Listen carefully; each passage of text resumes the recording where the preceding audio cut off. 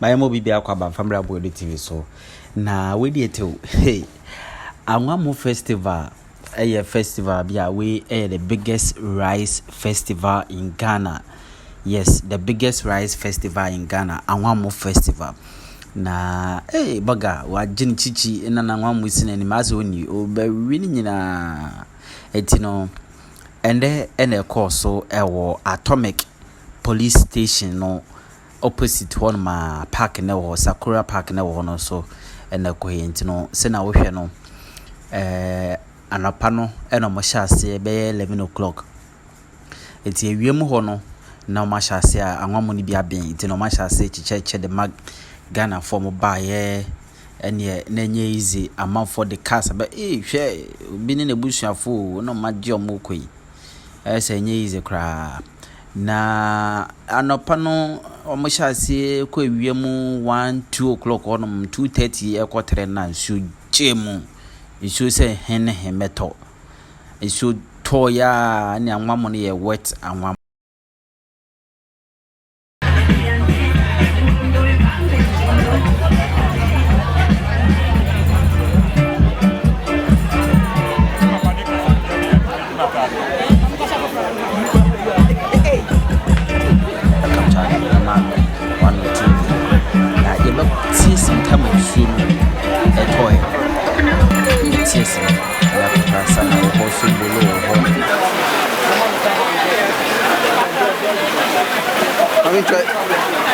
you can ever man for it's not saying Anwamoo ni nyina ye Anwamoo ni nyina ye so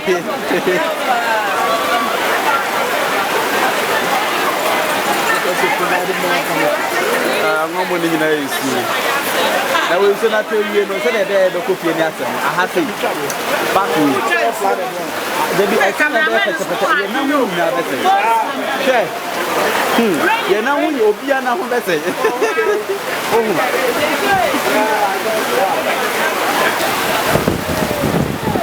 Anwamoo can rice water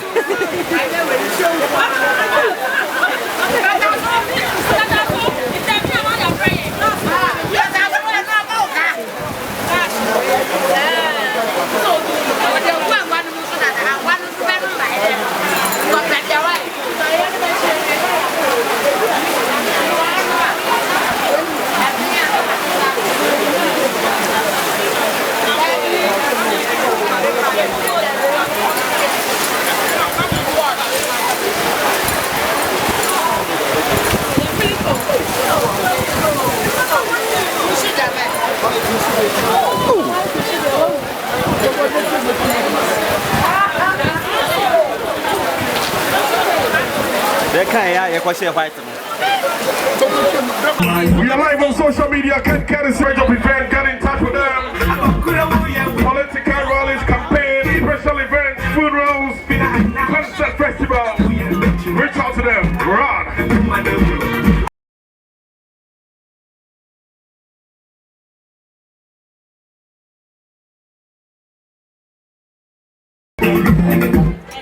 So,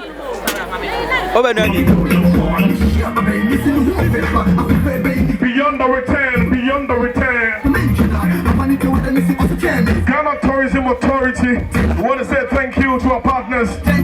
Beyond the return. Ghana Tourism.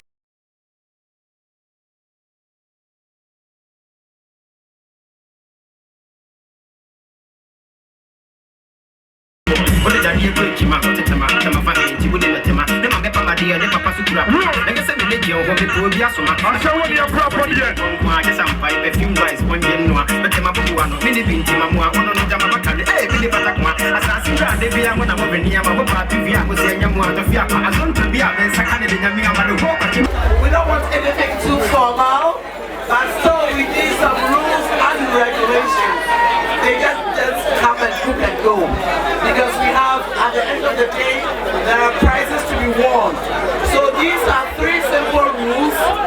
Beginning, we'll look at their appearance.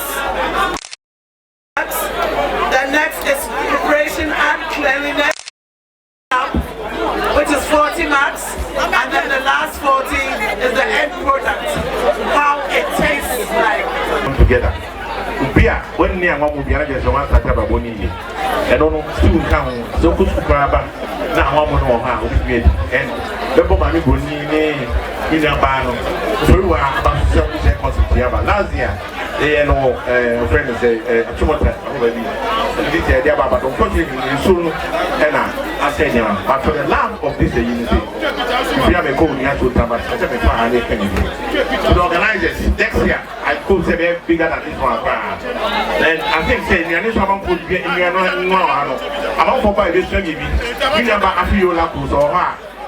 Now, one more be a comic up to now, and that's also say them to be free. Thanks to everyone. Peace of Anwamoo. They say I will be a good man. I don't come more yet than Anwamoo. That's right.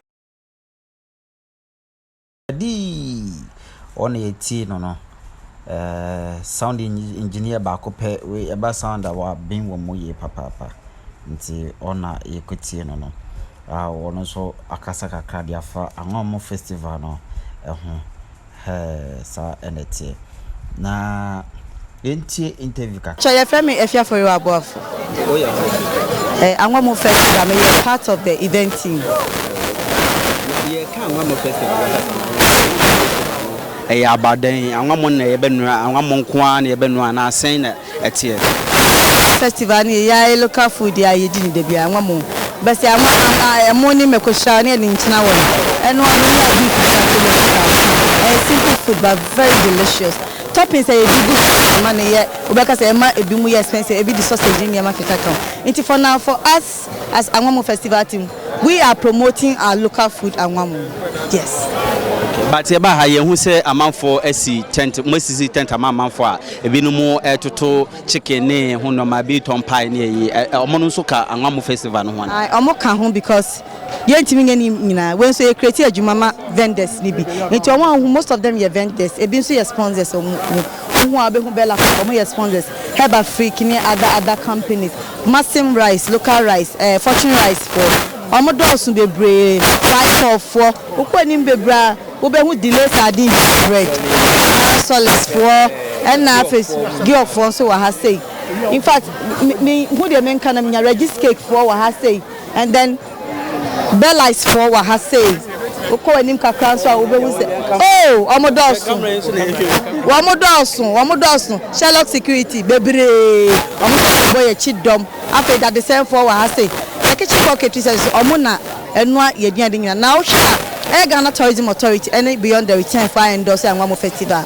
they are part of December in Ghana concert and into ube say beyond the return so how so ma promote fine after media for ABM ye hu de enkan chem asida kokroko asida PSC near the Angel Group Broadcasting Network ye da masi bebre why ye name bebre ama asida nko an dem after into Nit FM Omo amaka nyina Breeze FM for so wa ha say Kasmin FM Kobe Black and Anwamoo festival team ni nyina entire team any say bi won na imponsuom kro mu gina ya ka ye ho no ye do mase obi bi say ya motaye wo park so asutef so na eba ne na this year de ye be tusu ha de so aye yo on say afibie program ni wo hwe de ekoya mo sorry so eye we ni bi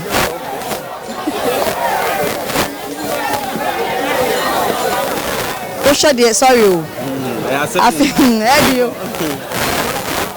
so I'm fancy do will clean it wo share the air corner ye mutre in the peba parking space ye mpese wo ba bedi be we no obi aba car glass na bibi enti adwen nkofo mo ba enti ye pe bigger space say the be ya wo share security Sherlock for police for so wa ha say ko benya police station for nyina wa ha say say the be mbetimi abo mo ba ne nya bigger car park enuti ne ba na place number ne ye betimi contain for wa enuti na ye de base insuna to emse yapon ama insuna ma yapon ana say still na ye ginam 10 p.m. cry ye ginam share ensure cry a blessing showers of blessing na ban afeni e be cooking competition ni ade nyina cooking competition himfo na oh yes sality school so amati school says na when ye artists na be school a mo we won mo na mo stay wo say Bosek Bole secondary school ye was St Louis for ho ye was Adisada for ho yewo friends saying presec you St Peters omu nyina ebe represent e wa say omu nyina ebe no aduane no nti this year rep your school edition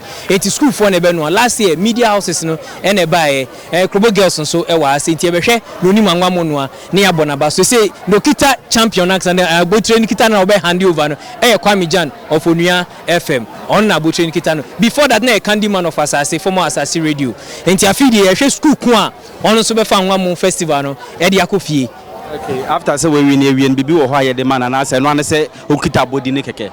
Yes, sponsors ne do so nti sponsors ni nyina de om souvenirs e beba emo mazim rice local rice frito belakwa for all the sponsors geok for also some nyina Sahara Solis for mu nyina the product aba ye dem winners na beyond the return any Ghana tourism board so dey achede e be kan e dia momo. No dia sempa so dey organizers me can me media coordinator for Anwamoo festival. Okay it's no dia sempa I don't know so na to dey na so mu gire mu 10 o'clock kra on be gire mu nti.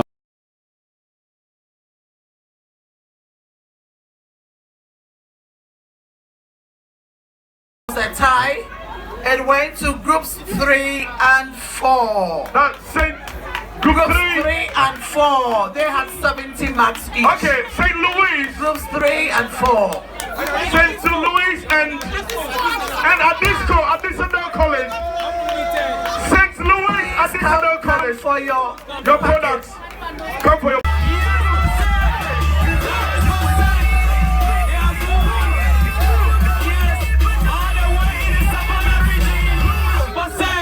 That's Bole Secondary School. That's right. Has won the old school edition of Anwamoo 2023. Former President Mahama will be proud of you. Mahama Krum, Bole Bamboy, Bole Senior High School, and now Bole Secondary School, or more enemy Dinkunim, Anwamoo Festival 2023 no Emontino Festival and the course ye pa, or much as Munyana, after party after party.